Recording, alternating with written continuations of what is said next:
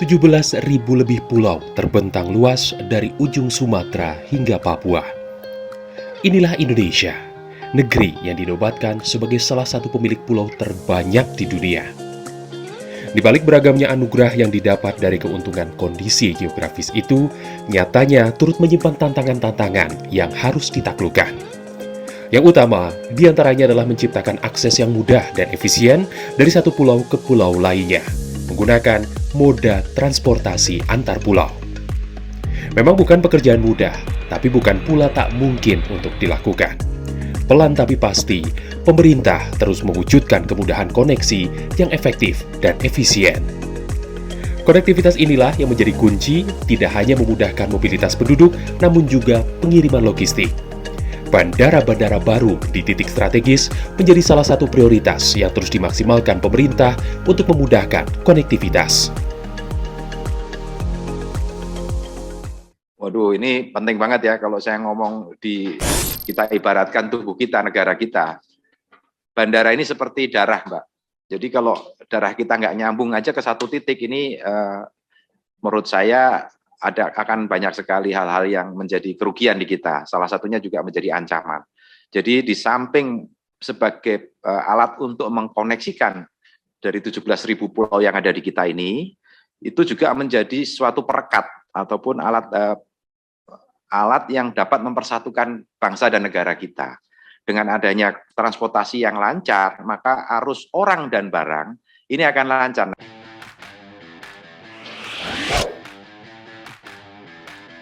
Sebanyak 21 bandara baru menjadi target untuk diselesaikan segera. Pembangunan bandara-bandara baru ini diatur dalam Peraturan Presiden Nomor 109 Tahun 2020 tentang percepatan pelaksanaan proyek strategis nasional. Meski masih pandemi COVID-19, proyek pembangunan ini justru terus digenjot untuk membantu mendongkrak pemulihan ekonomi Indonesia. Pembukaan akses ini juga ditargetkan untuk meningkatkan ketahanan nasional dan melepas belenggu ekonomi Java sentris, di mana hampir 60% aktivitas ekonomi Indonesia hanya berpusat di Pulau Jawa.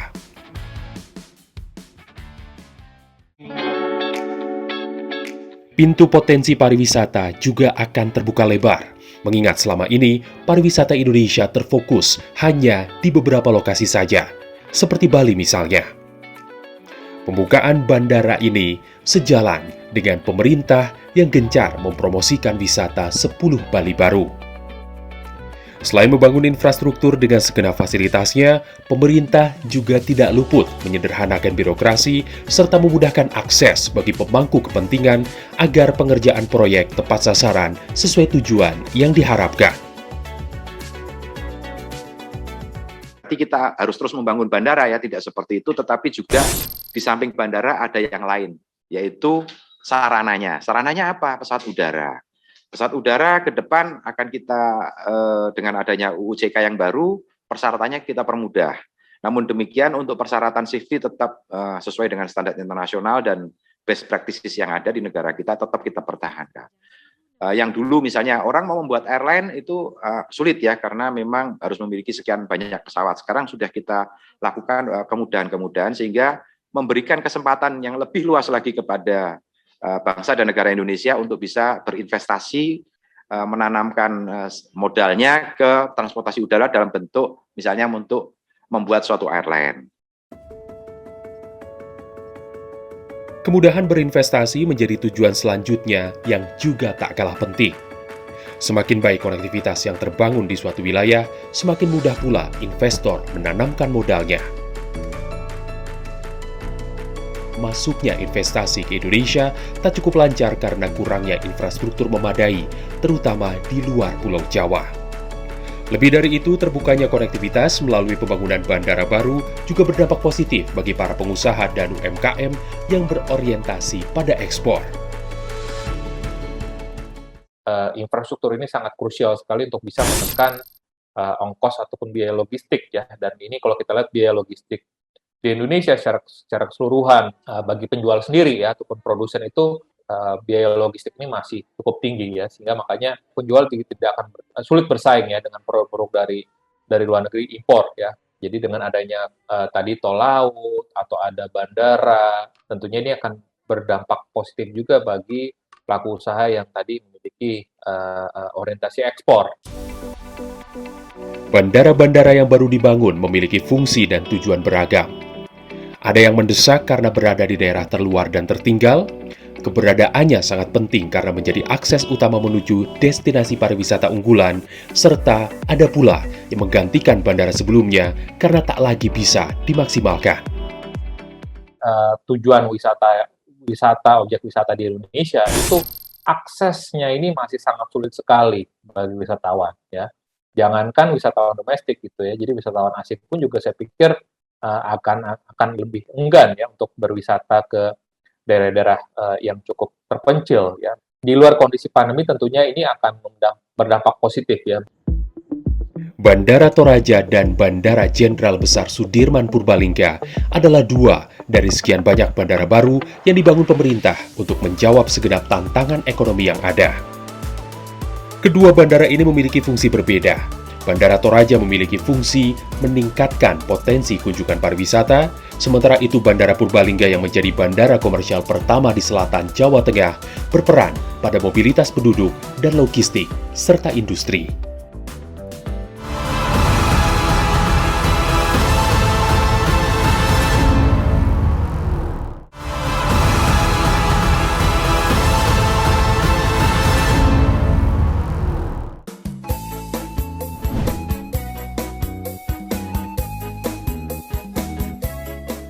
Terlindung aman di sisi gunung tinggi dan tebing batu granit, sebuah lembah subur berteras sering, sawah menghijau, dengan pesona yang menyimpan kultur ekstravaganza dan salah satu tempat terindah di Indonesia. Inilah negeri atas, tempat di mana masyarakat Toraja berada.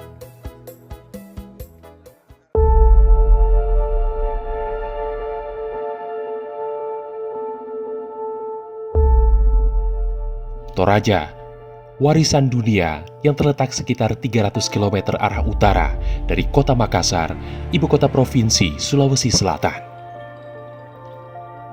Lokasi tinggal salah satu suku tersohor di Indonesia ini memang memiliki pesona alam dan wisata yang luar biasa.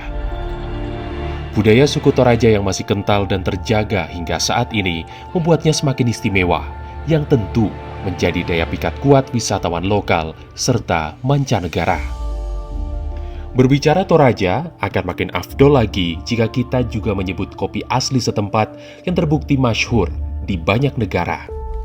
Keseimbangan cita rasa membuatnya dijuluki The Queen of Coffee, Sang Ratu Kopi. Namun sayang, setidaknya hingga sebelum tahun 2020 lalu, akses menuju wilayah di ketinggian hingga 2.500 meter di atas permukaan laut ini bukanlah perjalanan mudah. Untuk menuju ke sana, setidaknya perlu waktu kurang lebih 8 jam dari kota Makassar, pun melalui medan berliku dengan tebing-tebing yang tajam. Bila berasal dari luar pulau, perjalanan menuju Toraja harus bermalam dan dapat memakan waktu total hingga lebih dari 2 hari. Saya pikir dari dulu ini Toraja terkenal di seluruh dunia destinasi wisata kedua setelah Bali. Karena pertama tadi itu adat istiadatnya, budayanya, ya, dan alamnya serta objek-objek wisatanya yang menarik. Waktu itu sudah singkat dengan adanya bandara. Dan tadinya itu mereka yang datang ke Toraja itu harus menempuh perjalanan sekitar 7-8 jam. Sekarang ya tinggal 45 menit. Jadi sangat membantu.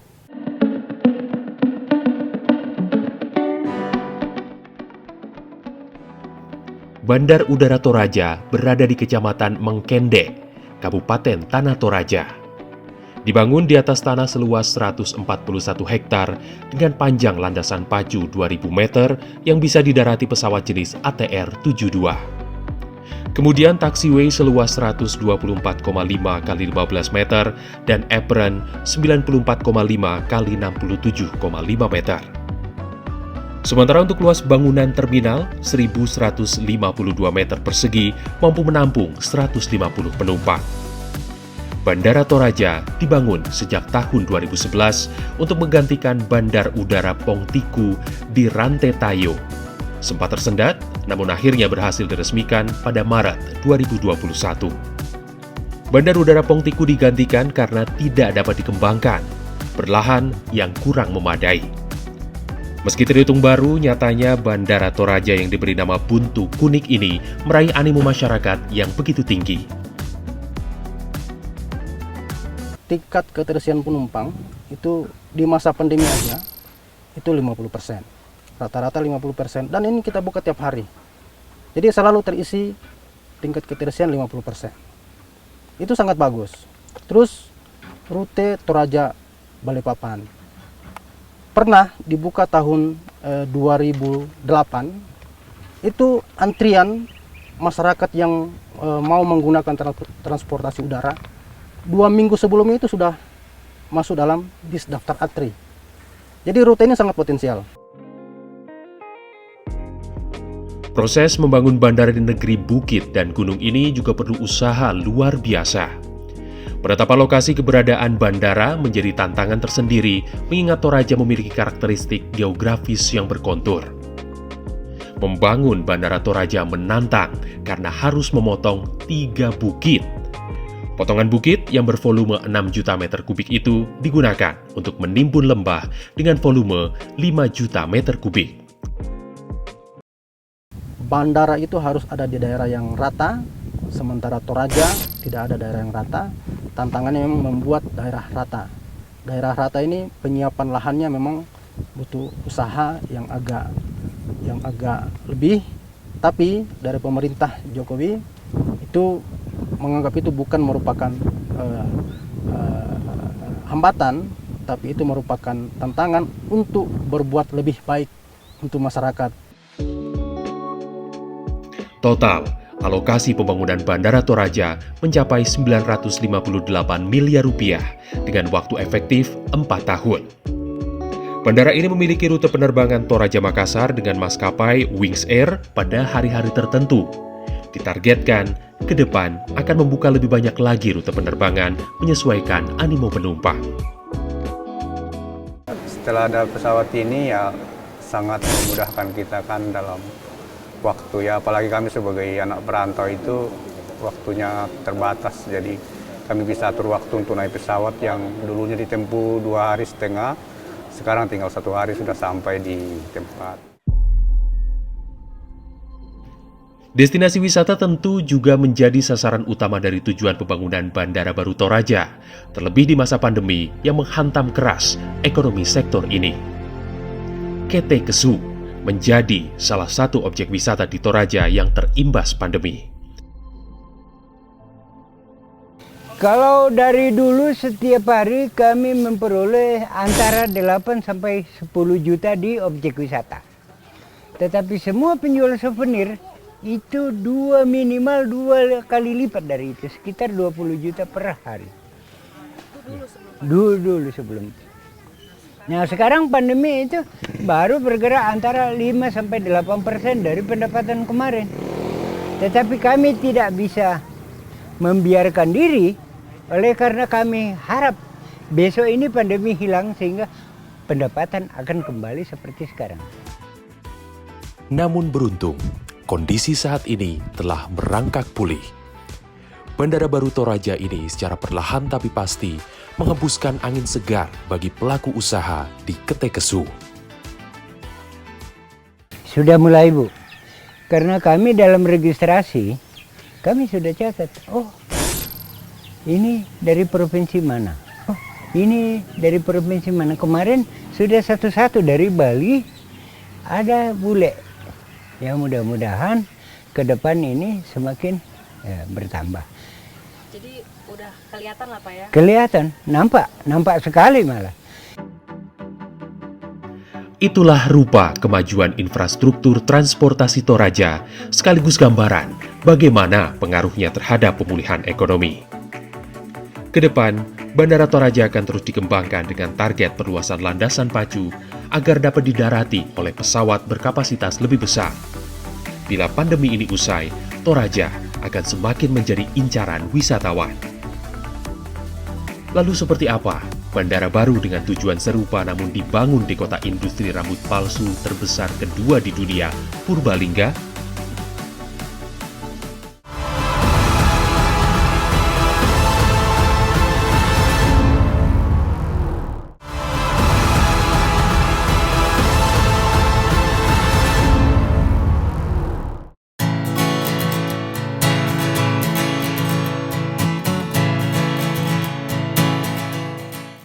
Berlokasi di Purbalingga, Jawa Tengah. Bandar Udara Jenderal Besar Sudirman merupakan salah satu bandara baru di Indonesia. Bandara ini merupakan yang pertama kali ada untuk pesawat komersial di Jawa Tengah, bagian barat dan selatan.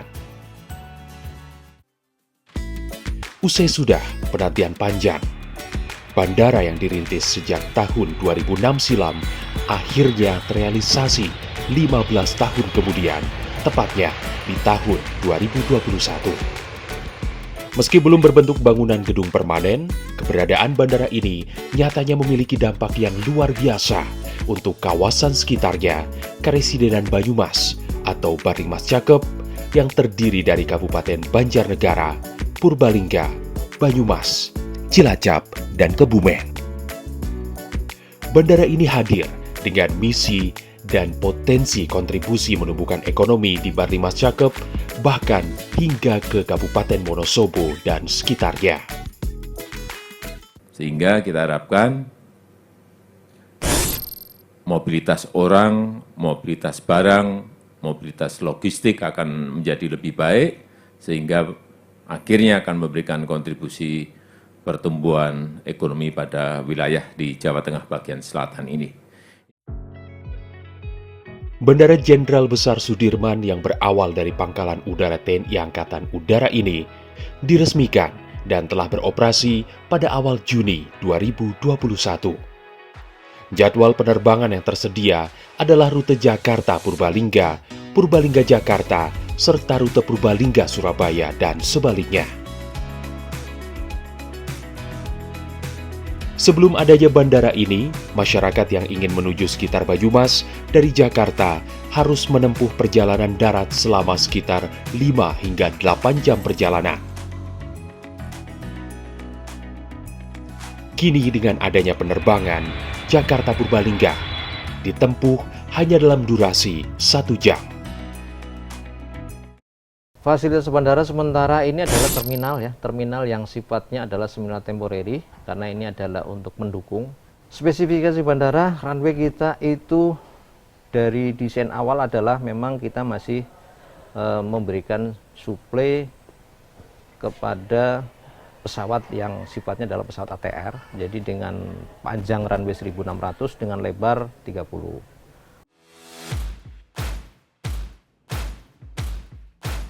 Kabupaten Purbalingga terkenal dengan kemajuan industrinya.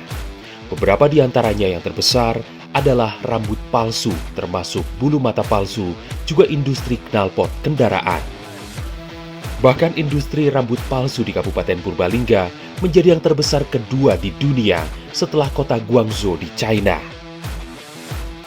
Dengan adanya bandara baru ini, tentu potensi aktivitas perekonomian kota dan kabupaten sekitarnya semakin meningkat. Nah, alhamdulillah setelah bandara ini launching, 3 bulan setelahnya ini kita kedatangan investor masih dari Korea. Dia memang bergerak di industri rambut palsu yang memang beliau ini menginginkan, investor tersebut menginginkan bahwa berdirinya nanti pabrik atau factory di Kabupaten Purbalingga ini akan menjadi pabrik rambut palsu terbesar di dunia. Dan ini akan merekrut sampai dengan 15.000 tenaga kerja. Meski masih terhitung baru, dampak Bandara Jenderal Besar Sudirman ini telah dirasakan warga Kabupaten Purbalingga dan sekitarnya, termasuk para pengusaha rumahan.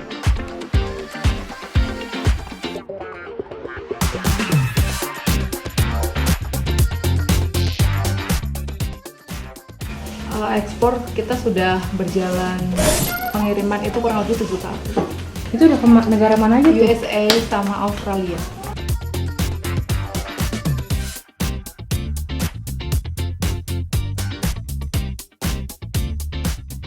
Kalau omsetnya itu kurang lebih ya di angka 70 jutaan. Saya kan 2 atau 3 bulan sekali ya baru turun. Kalau ekspornya turun ya lebih ya. Bisa berarti sampai 150. Pasti sangat membantu dong. Jadi sementara ini kan kita pengiriman kelewat Semarang. Nah, mungkin kalau dengan adanya kargo di bandara ini bisa lebih memudahkan ya. Terus yang jelas kemarin saya ada beberapa buyer dari Surabaya, dari Jakarta itu memudahkan mereka. Jadi kan di sini kan masih ada 1 minggu 2 kali penerbangan. Jadi di hari Sabtu kalau nggak salah kemarin apa ya. Jadi dia itu di hari Sabtu terus di sini menginap 3 hari karena harinya kan nggak setiap hari terbang kan. Nunggu sampai ada penerbangan baru dia terbang lagi gitu.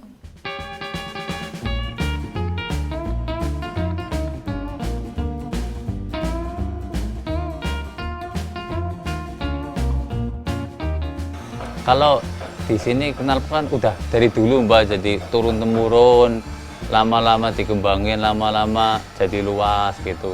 Jadinya orang-orang sini semua banyak yang bikin knalpot gitu.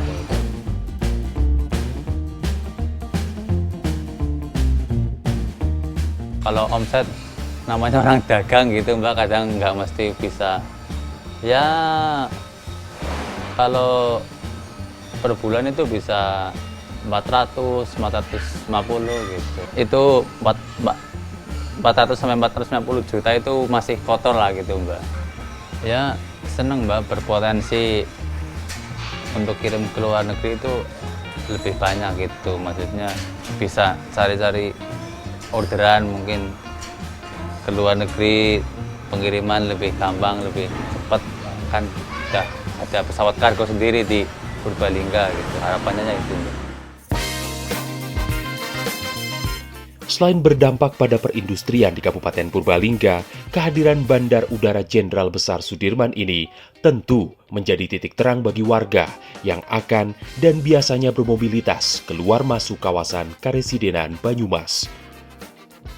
Iya Mbak, dulu tuh kalau misalkan mau ke Purbalingga tuh, kalau jalur darat itu naik mobil tuh bisa sekitar 8 jam. Itu kan makan waktu banyak banget tuh Mbak. Nah ini dengan adanya bandara ini saya bisa naik pesawat, itu bisa sekitar cuma 1 jam aja. Jadi top lah Mbak, bantu banget. Begitu Mbak. Iya, terjangkau banget Mbak dibanding kalau naik mobil harus beli bensin ya kan. Terus perjalanan 8 jam, ini udah oke banget lah pokoknya. Itulah gambaran transformasi 2 dari banyak wilayah-wilayah lainnya yang juga menjadi prioritas pembangunan transportasi jalur udara. Pemangkasan efisiensi jarak dan waktu ini tentu akan mendongkrak perekonomian daerah, membuka isolasi daerah terpencil, sekaligus memperkuat konektivitas seluruh wilayah Indonesia.